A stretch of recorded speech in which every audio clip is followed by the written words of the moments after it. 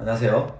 덴티스킨 치과 대표원장 한상윤입니다. 오늘은 여러분들에게 사랑니 발치, 그 중에서도 어려운 왜곡된 사랑니 발치에 대해서 사례를 여러분들에게 설명드리도록 하겠습니다. 오늘 여러분들에게 소개할 환자분의 경우 30대 남성분으로 치과 공포증이 심하고 치과 내원이 10년 전이 마지막이라고 하셨는데요. 초진시 구강 상태는 전반적으로 치석과 치태 침착이 너무나 심하였습니다. 이 환자분이 내원하신 이유는 오른쪽 아래 사랑니 부위가 많이 아프고 그리고 잇몸이 붓고 고름이 난다고 해서 내원하셨는데요. 10년 전에 치과에 간 기억이 너무나 좋지 않고 무서워서 방문을 못하다가 네이버 플레이스 리뷰에 안악산 내용이 많아서 내원을 하셨다고 합니다. 매복 사랑니 발치를 할 때 체계적인 치료 계획 수립이 필요한데요. 매복 사랑니 발치의 경우는 치아가 완전히 밖으로 노출되지 않았기 때문에 치아가 어떤 위치로 치저골 속에 위치하고 있는지를 CT 뷰를 통해서 분석을 해야 되고요. 그리고 사랑니 근처에 하치조 신경이 지나가기 때문에 그 하치조 신경과 사랑니의 치근이 얼마나 근접한지를 CT를 통해서 완벽하게 분석을 한 다음에 매복 발치를 시행하는 것이 필요합니다. 이 환자분의 경우 오른쪽 아래 사랑니가 앞에 있는 치아 바로 뒤쪽에 90도의 각도로 누워서 매복되어 있고요. 그리고 뿌리 끝에 하치조 신경이 가까이 있는 것을 확인을 할 수 있습니다. 사랑니가 누워 있다고 해서 통증이 있는 것은 아닙니다. 사랑니를 뽑기 전에 침륜 마취 또는 블락 마취라는 마취를 완벽하게 진행한 후에 사랑니 발치를 하기 때문에 큰 통증은 없을 거고요. 만약에 필요시 의식화 진정법을 시행을 해서 사랑니를 뽑기 때문에 사랑니 발치할 때 큰 통증은 없다고 생각하시면 됩니다. 매복 사랑니라고 해서 무조건 아픈 것은 아닙니다. 여러분들이 매복 사랑니가 잇몸 밖으로 노출이 되기 시작하고 매복 사랑니와 앞에 있는 치아 사이에 음식 찌꺼기와 치태, 치석이 끼기 시작하면서 염증이 생겨야 그때 통증이 발현이 됩니다.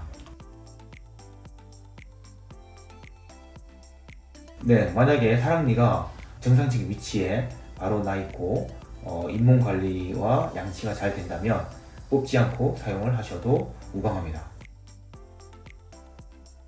보통 여러분들이 칫솔질을 잘 한다고 해도 칫솔모가 사랑니까지 잘 가지 않는 것이 대부분이기 때문에 보통 치태, 치석으로 인해서 사랑니 부분은 충치가 많이 생긴다고 보시면 됩니다. 만약에 잘 낫고 사용을 하기 원한다면 충치 치료를 해서 사용을 할 수가 있습니다. 하지만 관리가 잘 안 되고 앞에 치아까지 충치를 일으킬 수 있는 원인이 된다면 사랑니를 뽑는 것을 권장을 합니다. 이 사진은 치과에서 찍는 스탠다드 사진인데요. 보통 사랑니 주변이 아프고 잇몸이 붓고 피가 나고 할 때 이제 치과에 내원하시면 보통 사랑니에만 충치가 있는 것이 아니고 사랑니 앞에 걸쳐 있는 치아 쪽에도 충치가 있는 것이 대부분입니다.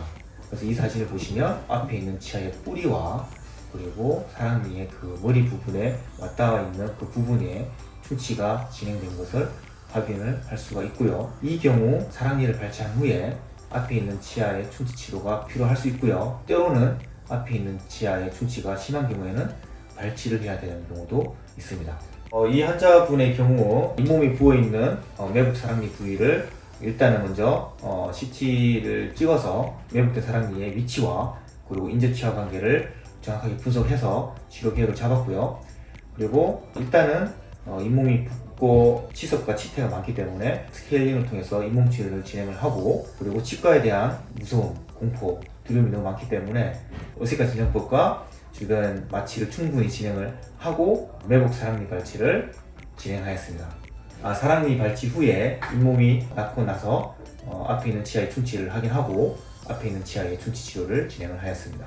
네, 이 파노라마 사진을 보시면 오른쪽에 매복 사랑니가 발치된 것을 확인할 수 있는데요. 이 환자분의 경우 매복 사랑니를 뽑는데 한 10분 정도로 소요되었고요. 그리고 추가로 사랑니 앞에 있는 47번 치아의 치료를 진행하였습니다. 매혹 발치의 경우 잇몸뼈가 많이 노출되는 경우도 있고, 그리고 뼈를 다듬어서 뽑는 경우도 있고, 출혈이 존재하기 때문에 발치 후에 꿰매고 거즈를 바이팅을 하게 됩니다. 잇몸을 꿰매고 한 일주일 정도 후에 실을 제거하게 됩니다. 똑바로 나았냐 또는 매혹됐냐가 꿰매고 안 꿰매를 결정하는 건 아니고, 출혈이 존재할 수 있거나 아니면 음식물이 들어갈 수 있다고 판단이 되면 실로 꿰매 놓는 것이 훨씬 더 발치 부위가 힐링되는데 더 많은 도움이 된다고 생각이 됩니다. 절대 하면 안 됩니다.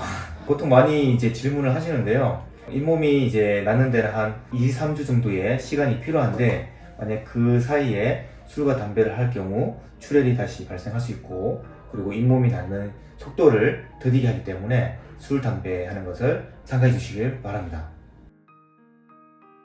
사랑니를 뽑고 나서 보통 이제 사람에 따라 다르긴 한데 얼굴이 붓거나 아니면 멍이 드는 분들이 있는데요.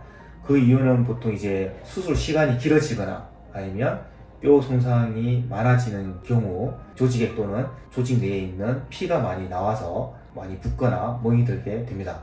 근데 이거는 개개인에 따라서 다르기 때문에 무조건 붓고 멍이 드는 건 아니기 때문에 사랑니를 발치한 후에 이것을 좀 줄이기 위해서는 얼음찜질하는 것을 권장합니다. 매혹 사랑니는 최소한의 뼈에 손상을 주면서 빠르게 뽑을수록 적게 붓고 멍이 적게 든다고 알고 계시면 좋겠습니다. 즉 의료진의 실력이 중요합니다. 침상기 때문에 아팠어요? 보통 이제 사랑니 발치 후 이것도 하나의 수술이기 때문에 수술 후 부작용 같은 것이 있을 수 있는데, 아무래도 목 주변에 편도 같은 게 있어서 그쪽에 이제 수술 후 염증 반응이 있으면 목이 아플 수도 있습니다. 사람에 따라 이제 수술할 때 긴장을 많이 하는 경우도 있고, 수술 후에 이제 세균에 의한 염증 반응이라든지 힐링되는 속도가 사람마다 다 다르기 때문에 어떤 분의 경우에는 목이 많이 그러니까 침을 삼킬 때 아픈 경우도 가끔씩 있습니다. 제가 응급실에 있을 때 그런 분이 한 분 계셨는데요. 보통 이제 사랑니를 뽑고 나면 아무래도 출혈이 있을 수밖에 없는데요. 그 출혈이 혈관이 터져서 나오는 출혈이 아니라면 깨끗한 구주로 강하게 압박을 하면 웬만한 지혈이 된다고 생각하시면 됩니다. 네, 만약에 지혈 응고제가 있다면 복용하셔도 되고, 응급실에 가더라도 결국은 지혈제를 묻혀가지고 거제를 물게 하기 때문에 집에서 그렇게 할 수 있으면 도움이 된다고 생각하시면 됩니다. 사랑니를 뽑기 전에 CT나 다른 스탠다드 엑스레이를 통해서 사랑니가 앞에 있는 치아와 또는 뼈에 얼마나 깊게 또는 그 치아에 어떻게 락킹됐는지를 분석을 하게 되는데요. 그런 분석이 끝나면 그냥 단순히 치아에 힘을 줄 경우 치아가 내부에서 부러지거나 아니면 뼈가 부러지거나 아니면 앞에 치아에 손상을 줄 수 있기 때문에 치아를 적당하게 쪼개서 뽑게 됩니다. 쪼개는 방법도 치아가 어떻게 누워 있는지에 따라서 의사가 결정하고 발치에 들어가게 됩니다. 보통 이제 핸드피스라는 그 기구를 통해서 치아를 적당한 크기와 조각으로 쪼개게 됩니다. 아닙니다. 상악도 매복 사랑니가 있을 수 있습니다. 솔직히 하악의 매복 사랑니보다 상악의 매복 사랑니 발치가 더 어려운 경우가 많습니다. 그 이유는 입을 벌렸을 때 볼이 사랑니 부위를 누르기 때문에 치과 의사 입장에서는 기구 접근이 어려워서, 그리고 보이지 않아서 상악에 있는 매복 발치가 훨씬 더 난이도가 있는 경우가 많습니다. 예를 들어서 교정에 의해서 사랑니를 뽑아달라고 의뢰보면 CT를 찍고 사랑니의 그 위치 관계를 확인한 다음에 잇몸을 열어서 매복 사랑니를 뽑게 됩니다. 구강 내에 있는 모든 치아들은 국가에서 본인 부담금만 지급을 하면 보험급여로 사랑니 발치를 진행을 할 수 있습니다. 그러니까 발치에서 보험 수가는 발치의 난이도에 따라서 얼마나 또 깊이 매복되어 있는지에 따라서 수가가 결정되기 때문에 어려울수록 보험급여가 비싸다라고 생각을 하시면 좋겠습니다. 오늘은 매복 사랑니 발치에 대해서 사례를 보여드렸는데요. 오늘 영상이 많은 도움이 되셨다면 구독과 좋아요 부탁드립니다. 감사합니다.